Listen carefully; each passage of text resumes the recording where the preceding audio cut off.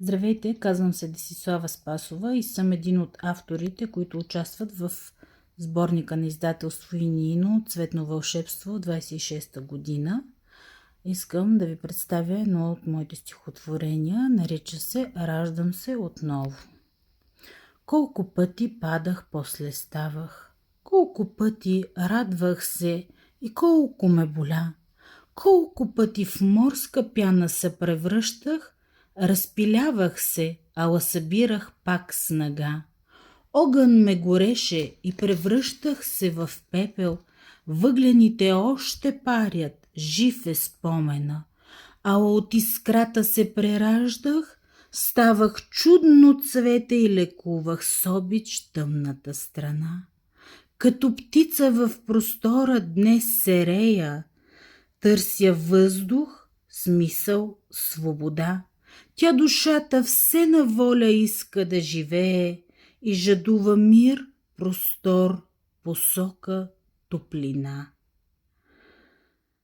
А когато пътищата в едно се слеят и на кръстопът се спре пак моята душа, иска ми се този път да се засмея, да направя крачка с усмивка на уста.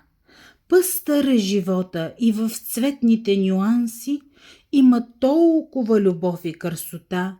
Имаш ли отворено сърце, усещаш свободата, можеш да разтвориш своите криле и да усетиш небеса, да докоснеш с ръце звездите, да погалиш слънчев лъч, да потанцуваш с вятъра, да се гмурнеш в дълбокото, да спре дъхът ти, да се потопиш в морето, да усетиш чистота. Колкото и да ме проверяваш пъти, ще се раждам пак отново от дълбокото, вълните, пепелта. Като феникс ще се вдигам и ще ти протягам пак дланта си, за да ти покажа, имам в себе си любов, човечност, имам прошка, имам доброта.